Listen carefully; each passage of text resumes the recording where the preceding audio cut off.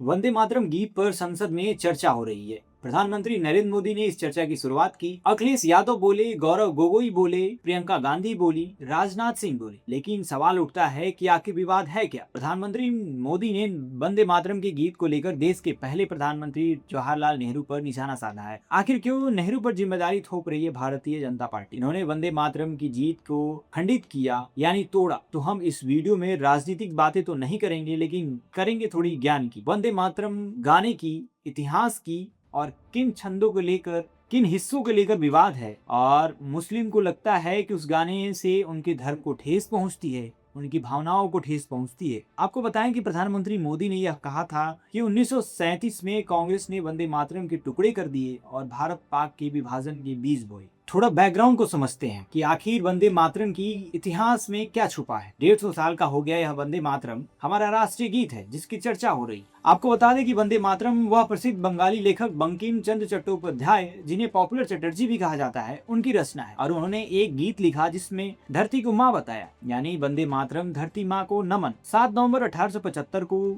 इसे पहली बार साहित्यिक पत्रिका बंग दर्शन में प्रकाशित किया गया। उस समय इस पर कोई चर्चा नहीं, लेकिन यह एक अलग तरीके की रचना थी। जो इसके पहले 2 छंद संस्कृत में थे, बल्कि जो बाकी कि 4 छंद थे वो बांग्ला भाषा में लिखे गए थे। 7 साल बाद 1882 में बंकिम चंद्र चट्टोपाध्याय ने इस गीत को अपने ही उपन्यास आनंद मठ में शामिल किया।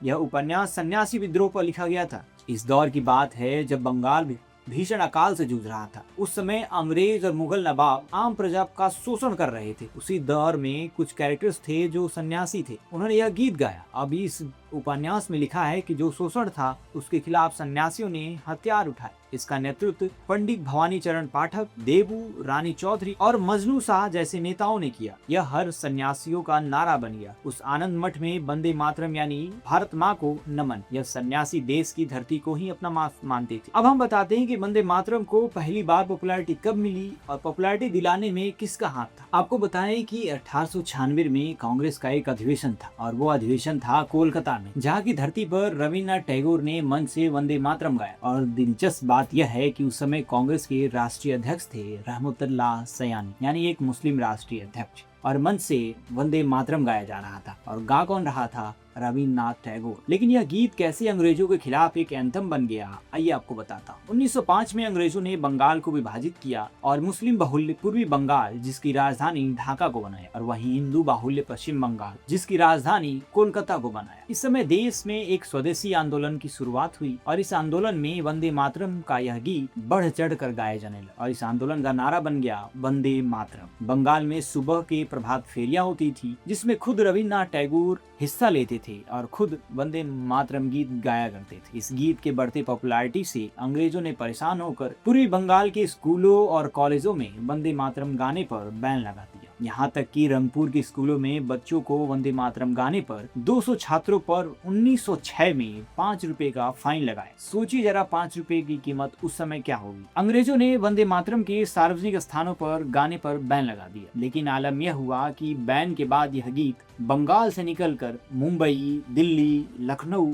लाहौर, रावलपिंडी तक पहुंच गया और आजादी के गीत के तौर पर इसे दीवाने गाने लगे और इसे कई भाषाओं में अनुवाद भी किया गया उस समय। लेकिन सवाल उठता है कि क्या वंदे मातरम मुस्लिम विरोधी है?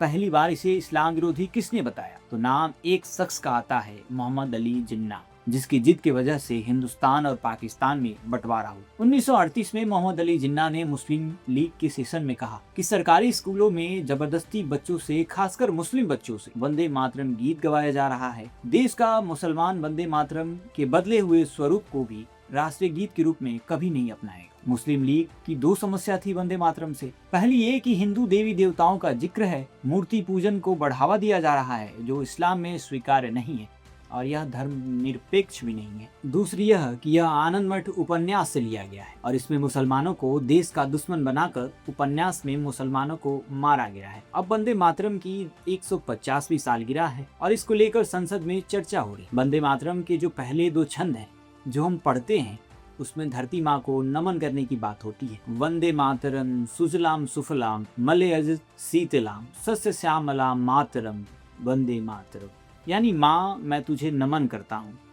तेरी धरती कल कल बहती धाराओं से समृद्ध है, बागों की चमक उजाली है, आनंद की हवाओं से शीतल है तेरे लहराते घने खेत हैं। हे शक्ति की माँ, हे मुक्त माँ शुभ्र, जोश नाम पुलकित यामिनी, फुल कुसुमती ध्रुमदल शोभनी सुहासनी, सुमधुर भासनी सुखदाम वरदाम मातरम वंदे मातरम। यानी तेरी रातें चांदनी की सपनों से शोभित, तेरी शाखाएं राशि झरने हैं, तू पुष्पित वृक्षों में लिपटी है।